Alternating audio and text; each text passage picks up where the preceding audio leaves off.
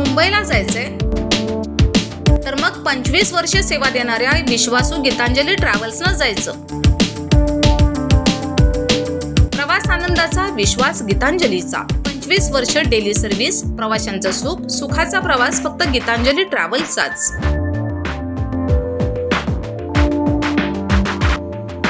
Office संपर्क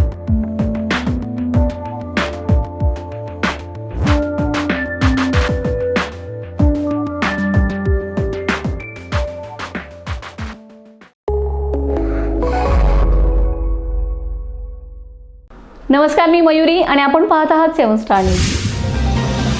राजकारणापलीकडे जाऊन निसर्ग धर्म जपण्यासाठी आमदार सुहास बाबर यांनी एक ऐतिहासिक पाऊल उचलले.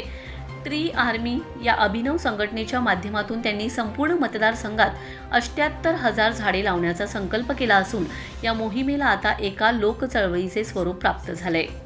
विधानसभा निवडणुकीत मिळालेल्या 78,000 मतांच्या जोरावर केवळ सत्तेचे राजकारण न करता प्रत्येक मतासाठी एक झाड लावून मतदारसंघाला हरित कवच प्रदान करण्याचा निर्धार आमदार बाबर यांनी व्यक्त केलाय. लोकशाहीत मिळालेली मते ही केवळ सत्तेची नसून ती जनसेवेची आणि ऋणाची पावतीच आहे, अशा शब्दात त्यांनी आपल्या या कृतीमागची भावना स्पष्ट केली. पर्यावरणाचे संतुलन आणि सामाजिक जबाबदारी, वाढते तापमान आणि पर्यावरणाचा ढासळलेला समतोल राखण्यासाठी ही मोहीम अत्यंत महत्त्वाची ठरणार असल्याचं मत आमदार बाबर यांनी व्यक्त केलंय.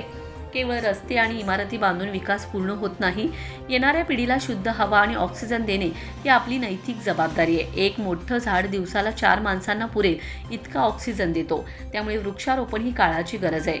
या मोहिमेची प्रेरणा एका आगळ्यावेगळ्या घटनेतून मिळाली. आपल्या घराच्या भिंतीवर उगवलेलं पिंपळाचं एक छोटंसं रोपटं फेकून न देता त्यांनी ते सुरक्षितरित्या काढून स्मशानभूमी परिसरात पुनरोपित केलंय. आज ते झाड डौलाने उभे राहून भविष्यात अनेकांना सावली देणार आहे. याच विचारातून त्यांनी संपूर्ण मतदारसंघात वृक्ष लागवडीचे जाळे विणण्याचं ठरवलंय. सोशल मीडियाच्या माध्यमातून सर्व नागरिकांनी, विशेषतः युवकांनी या ट्री आर्मीमध्ये सहभागी व्हावे असे आवाहन करण्यात आले. झाड लावल्यामुळे केवळ ऑक्सिजनच मिळणार नाही, तर निसर्ग वाचला तरच मानवता वाचेल हा संदेश या मोहिमेद्वारे घराघरात पोहोचवला जात आहे. राजकारणात जय पराजय होतच असतात, पण जनतेने दिलेल्या विश्वासाची परतफेड म्हणून 78,000 झाडे लावणे ही माझी मोठी जबाबदारी असल्याचे आमदार सुहास बाबर यांनी सांगितलंय. Yakub Shikalgar, 7 Star News, लिंगरे.